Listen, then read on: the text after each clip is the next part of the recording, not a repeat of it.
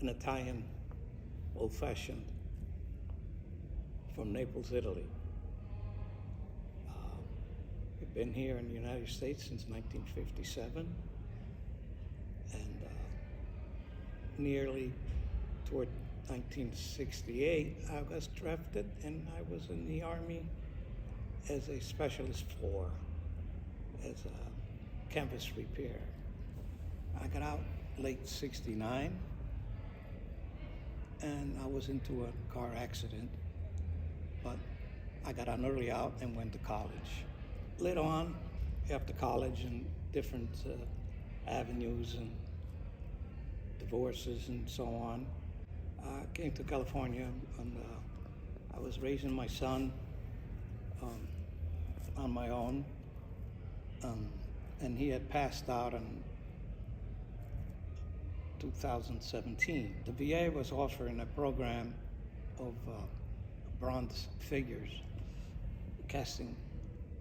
So I called Steve Dilly, and he gave me instructions on how to follow up at the Foundries in Fallbrook, and I started making a face casting of myself. And in the process of doing that, I proceeded to try to make a cast of my son. However, all I had was pictures.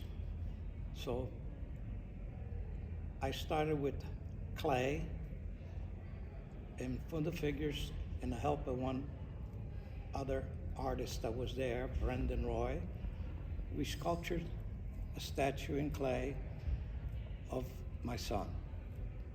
And then I made a mold, and I cast his statue. In the process of doing that, one evening, one of the co-workers there, this was early in the afternoon, he said, I'm going to be right back. So I proceeded to work on the statue on my own, and I had lost time as I was working until I started feeling hungry, and I went to look at the time, and it was after 8 o'clock, 8:30, and I was wondering, what the heck, when is he coming back? So I called him up on the phone, and he says, oh, just shut the door and on your way out, it's okay. And I was puzzled, not because he trusted me to just shut the door, but I kept thinking where that time went. It felt so calm, serene, and I had totally forgotten about all my troubles, and I was so calm, and I just said, wow, this is better than all these pills and stuff that I've been taking. I feel so calm, and I was so involved in thinking, you know, I couldn't wait till I got home, and the first thing I did is I grabbed a bottle of the L'Oxetine pills that I was taking and flushed them down the toilet. So I hurried up the next day, and I was rushed back out to the Foundries, and sure enough, the same effect. I started working, and I wiped out everything else in the world, and I just continued working on the statue, and day after day, that's all I kept doing. And I said, my God, I says, I don't feel all doped up anymore. This is not only common, I feel so relaxed. It's just, all my routine is like totally gone. It's not that I'm enjoying what I'm doing because of the quest that I'm after, but physically and as well as mentally, I can't wait to come back and keep on doing this. And then I started staying later and later every day. And I found that I don't need these pills anymore. And I continued finishing what I was doing. So when I felt this feeling, I wanted to share with some of my friends. And so I talked to everyone I could at the VA, friends that I knew, and passed down this feeling that I discovered.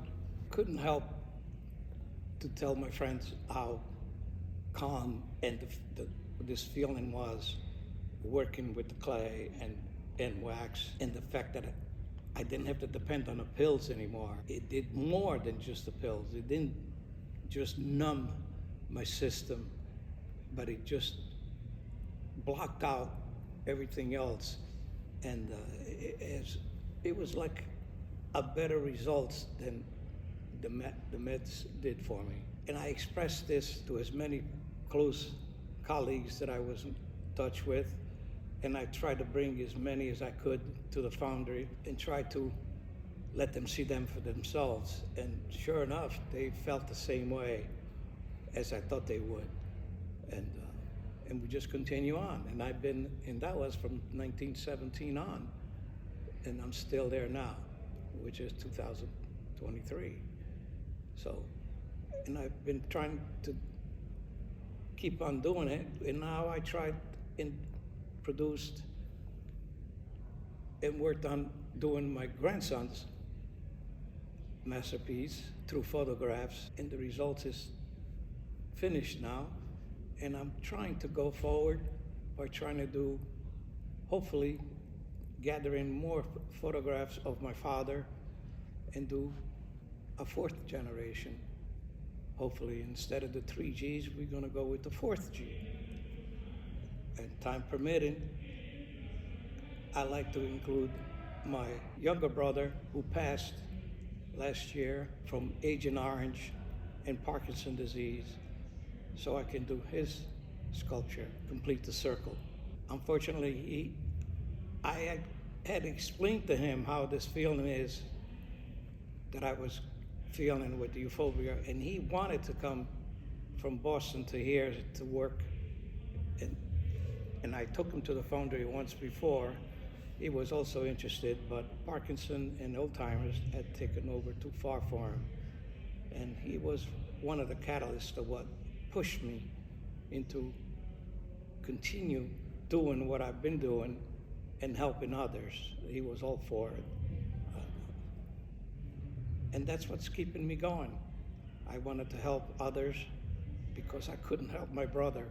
And maybe by trying to help him, I wasn't able to help my brother or my son, but at least I helped myself with the help of VetArt and art itself.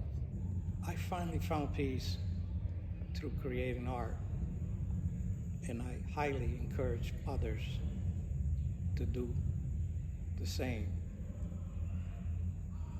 with the help of VetArt.